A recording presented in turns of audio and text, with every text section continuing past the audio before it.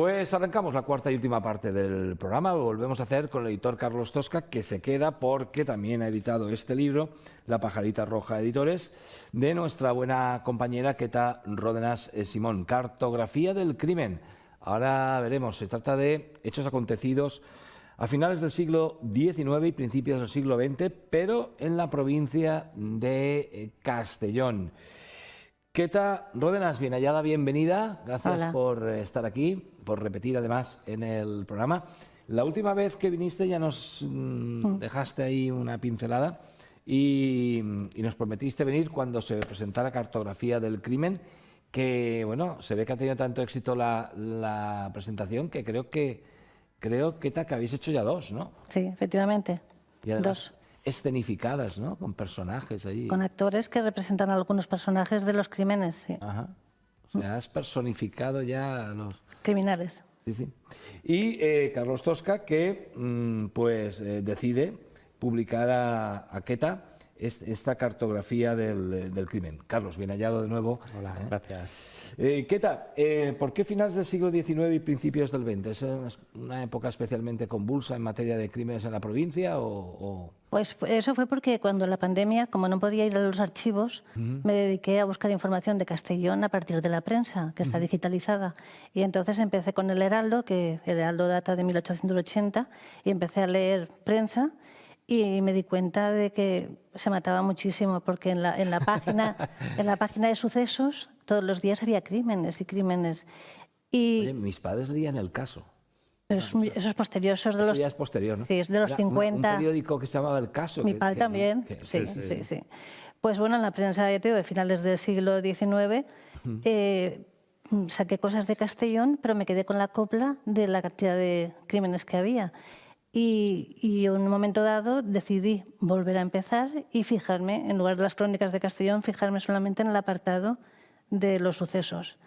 Entonces anotaba el crimen, la población, quién era la víctima, el victimario, y lo dejaba ahí. Y después esperaba hasta encontrar, al cabo de un año o dos, el juicio. Y entonces, a ver qué había pasado, a qué lo condenaban o cómo era, y así tenía la historia completa. Bueno, casi completa, porque después, investigando más, me encontraba con que a lo mejor el asesino ya tenía antecedentes de antes o reincidió al salir de la cárcel. Y ahí es lo que hice, una serie de crónicas, a partir de crónicas, y las publiqué en el periódico El Mundo. Las publiqué todas en el periódico El Mundo. Y luego un día me encontré con Carlos y le pregunté qué le parecía la idea. Carlos, el crimen siempre tiene morbo, ¿no? Y siempre tiene lectores. Si la novela negra tiene tirón, el saber que son casos reales, yo creo que todavía más, ¿no? Claro, y ambientados encima, además, en nuestro entorno, en los pueblos y en la propia capital, en Castellón, lleno de anécdotas. O sea, es un libro que en cuanto supimos que existía, pues nosotros entusiasmados. ¿Qué tal? Me imagino que lo más complicado de aquí es, una vez se tiene la documentación, no limitarse a copiar, hacer un cortapega, ¿no?, de la crónica o del sumario, sino convertirlo en un texto atractivo, ¿no?, para el lector. Sí, a ver, yo hice para el periódico, era un tipo de artículo, ¿no? Y cuando comentamos de hacer un libro con esos artículos, con 41 artículos, lo que no quise fue copiar y pegar el artículo del periódico. Entonces, como yo tenía toda la información disponible, decidí hacerlo en plan de investigación. Y como todos esos crímenes tenían que ver el tema penal con el Código de 1870, lo que hice fue empollarme por alguna manera al Código de 1870. ¿Había pena de muerte ahí? Sí, claro, hay muchas penas de muerte. Y entonces lo que hago es, pongo a pie de página de dónde se ha sacado cada información, porque es todo a partir de prensa de Castellón y del resto de España. Entonces pongo las fuentes y explico conceptos también de que ahora no existen y en aquel momento existían, porque por ejemplo ahora sabes que existe solamente homicidio o asesinato, pero en aquella época existía también el parricidio y el infanticidio, por ejemplo. El infanticidio y el parricidio. Y había muchos, entonces... Cuando estudié yo Derecho todavía se estudiaba el parricidio y el infanticidio, en el año 86 todavía estaba... Pues ahí habían muchos, entonces lo que hago es explicarlo a pie de página, explico en qué consistía, o por ejemplo la pena de muerte, pues con el Código Penal de ese, pues había que llevarse a cabo con una serie de cómo tenía que vestir el reo, cómo tenía que ser transportado, a qué horas, que no podía ser en días festivos, una serie de cosas curiosas. Entonces también lo pongo a pie de página para que la gente lo pueda leer. Carlos, también veo muchas notas a pie de página, como dices, y este tipo de libros también, bueno, pues son un poco, sirven un poco también para comprender, ¿no?, la época y cómo ha evolucionado, ¿no?, la legislación en estos temas, ¿no? Cómo era la sociedad de esa época a través del estudio de sus crímenes, nos puede decir muchísimo de cómo era aquella gente. Hay un trabajo de documentación absolutamente fantástico y tremendo, y nos habla de una época, no solamente de los crímenes, nos habla de la sociedad de aquella época. Sociedad de aquella época. Bueno, vemos que se sigue, lamentablemente, sigue habiendo crímenes y por lo que veo aquí, los motivos no cambian, ¿no? O sea, históricamente has clasificado los crímenes no solo geográficamente, sino que los has clasificado por tipología, ¿no?, por motivación, Sí. por móvil del crimen, ¿no? Bueno, ahí básicamente se mataba por dos motivos. Uno era por tema económico y el otro era por tipo emocional. Los sentimientos son los que hacían el odio, la envidia, todo eso, pues el rencor, hacía que motivaba crímenes. Pero, por ejemplo, ahora hay unos crímenes que había muchísimos que ahora no existen. Por ejemplo, el del honor. Entonces el honor era importantísimo y no se podía esperar a que viniera un juez para... tenía que resolverse al momento, y como todos llevaban encima un puñal o una pistola, era muy frecuente que en las tabernas o en cualquier fiesta, si se enfadaban, automáticamente mataban. Se mataba rápido, vamos. Sí, y luego es muy curioso, también a mí lo que me ha llamado mucho la atención, el tema judicial. En los juicios es alucinante ver cómo el criminal confiesa que ha matado y está clarísimo, y al final se va de rositas. Y la gente contenta, ¿no?, porque también era un caso de honor. Entonces la mentalidad de la sociedad como era no tiene nada que ver con la de ahora. Entonces ahí te sorprende mucho cómo se juzga. Pues, había jurado popular y yo es que al final ya me doy cuenta cuando empiezan el juicio.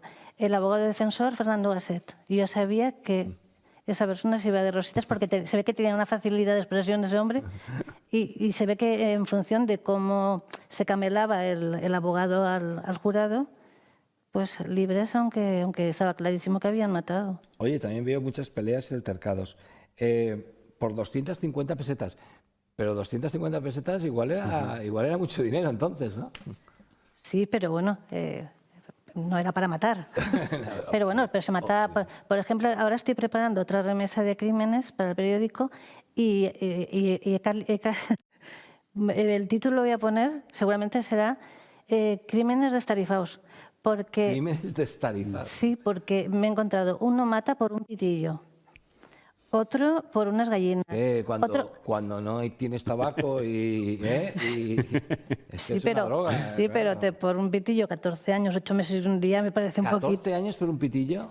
No por matar a alguien por un pitillo. Bueno, claro. Pero que me refiero que eso ahora es inconcebible. Ahora no te dan un cigarro, pues tú le puedes decir una palabrota, pero no te cargas a nadie, ¿no? Entonces era muy distinta la sociedad ahora. Carlos, ¿qué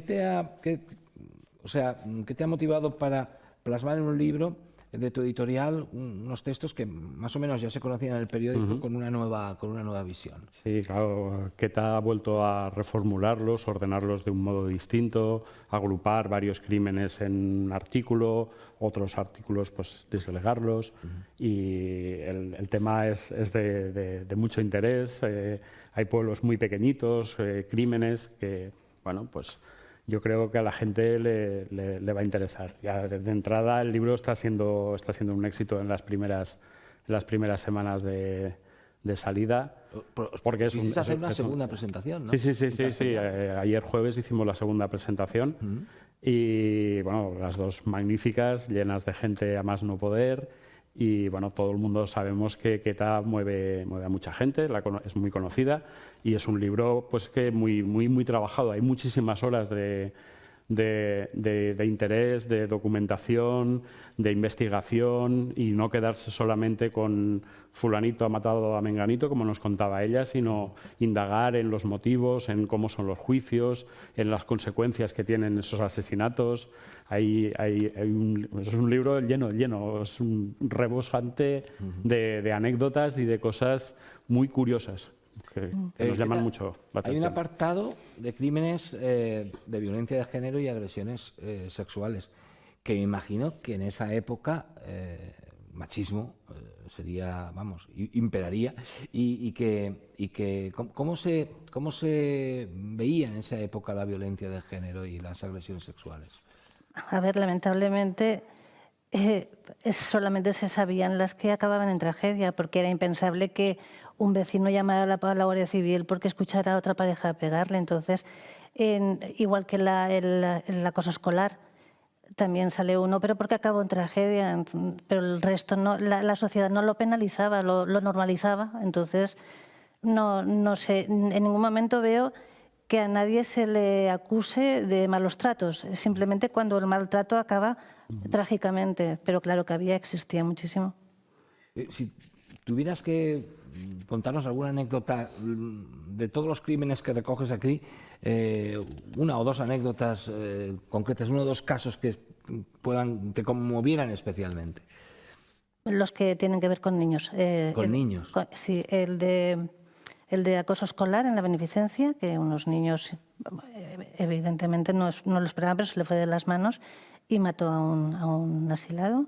Y el otro también un caso, el único caso sin resolver que hay, porque que yo sepa no se ha resuelto, que fue el del hombre del saco, del sallinero. ¿El hombre del saco? Sí, tú nunca has oído hablar del sallinero, que sallinero es grasa, que quitaban grasa a la gente para hacer ungüentos para la gente rica o sangre. ¡Ostras! Y entonces en Tirich apareció un niño que le habían quitado toda la sangre. ¿Y este crimen no se resolvió? No, que yo sepa, no. Incluso la gente de Benicarló, porque apareció en Tirich, pero era de Benicarló. Y tengo una amiga que su madre aún le pone cara a la persona que en teoría recibió la sangre del niño, pero nunca se pudo demostrar. Entonces, todo lo que sea de niños, y otro caso de Rosell, de un psicópata también que mató a los sobrinos, son los que más me han impactado. Porque los demás, hay algunos que son incluso de risa, de lo mal que mataban, hay algunos que son muy graciosos. De risa, sí. Porque dentro de que maten a una persona, pero... Sí, porque por los métodos, o sea, porque eran muy torpes. O sea, matar a alguien a cuchilladas, por ejemplo, y esperar que no se dé cuenta el forense y decir que se ha muerto de muerte natural. Pues. O, por ejemplo, uno que estoy haciendo ahora, que el padre mató al hijo y tenía 2 hachazos en la cabeza y le dijo que se lo había hecho con una alpargata. Pues son cosas así que dices, ¿cómo puede decir eso, no? Con una alpargata. Oye, ¿cómo eran las condenas?